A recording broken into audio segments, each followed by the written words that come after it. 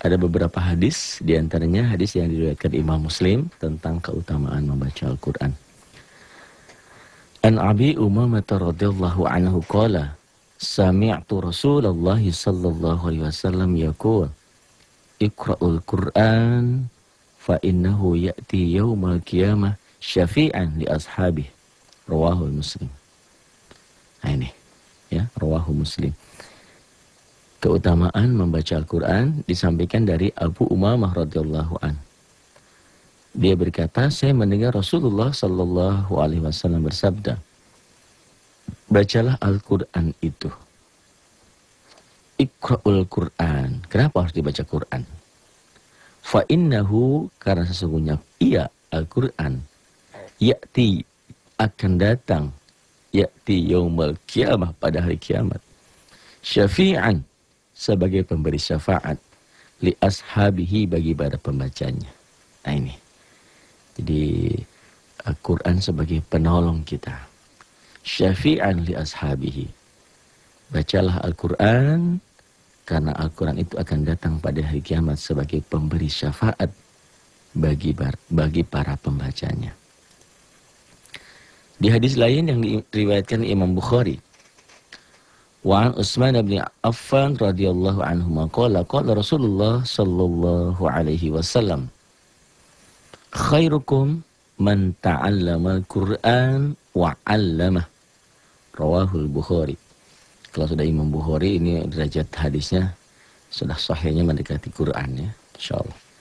Sahih Bukhari Muslim, nah, kutubus sittah, dan Bukhari Muslim ini memiliki kedudukan kesahihan, baik rawi periwayatannya juga. Nah ini, dari Utsman ibn Affan radhiyallahu an, dia berkata, Rasulullah sallallahu alaihi wasallam bersabda, khairukum, sebaik-baik kamu adalah man ta'allamal Qur'an. Man, siapa? Man ta'allamal Qur'an adalah bagi siapa yang mempelajari Al-Quran, wa 'allamah, dan yang mengajarkannya.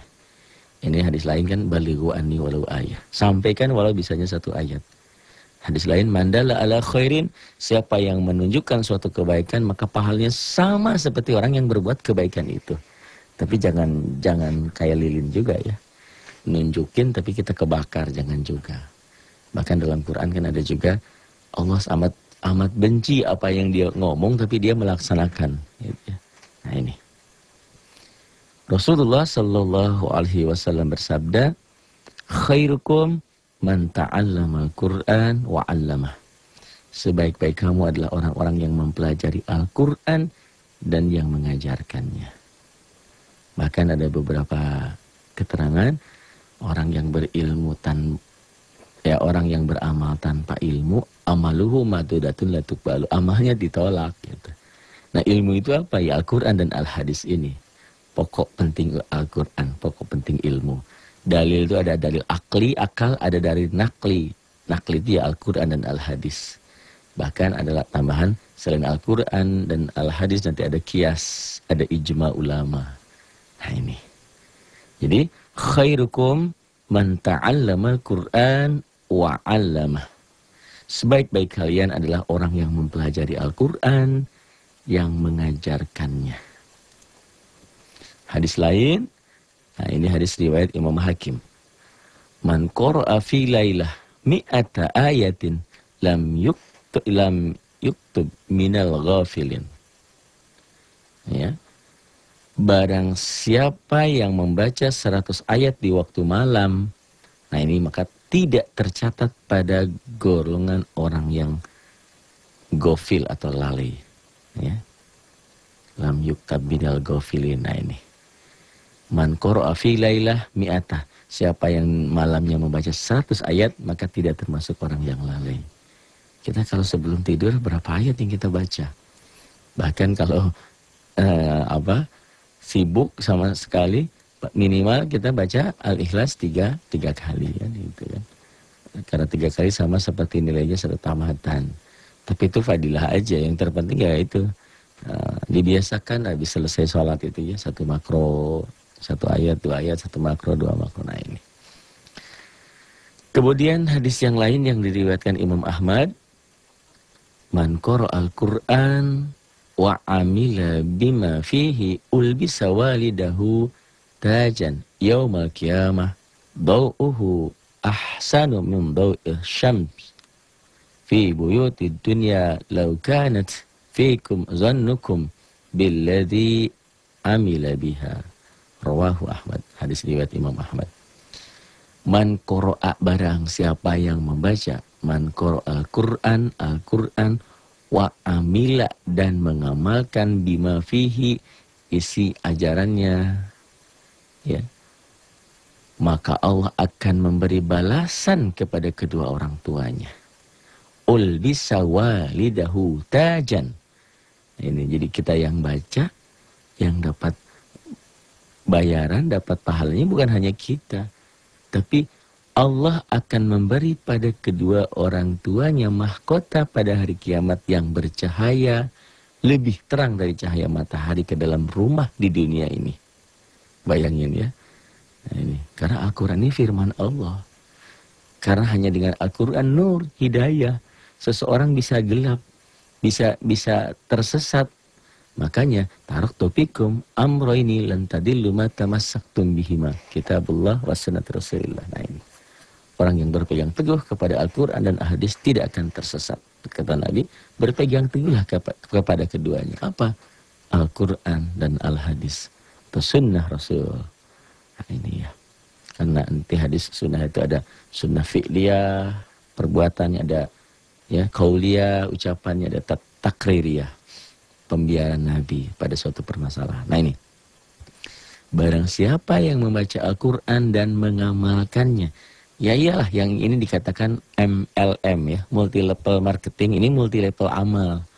Jadi kalau kita berbuat kebaikan, ayah dan bunda kita dapat. Jangan tanggalkan itu. Idza mata ibnu adama in qata amaluhu illa min salasi. Itu. Apabila anak Adam itu meninggal, putus semua amalnya kecuali 3 hal itu. Di antaranya anak yang soleh selalu berdoa kepada kedua orang tuanya.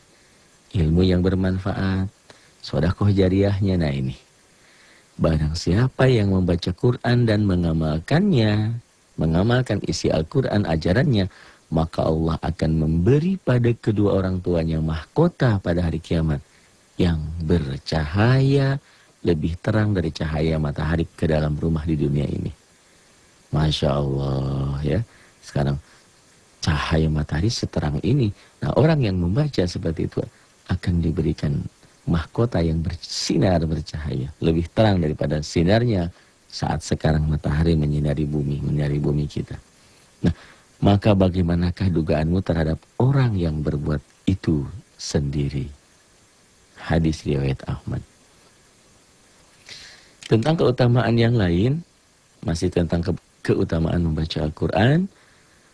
Man 'allama ibnan lahul Qur'an nazara ghufira lahu ma taqaddama min dhanbihi wa ma ta'akhkhar.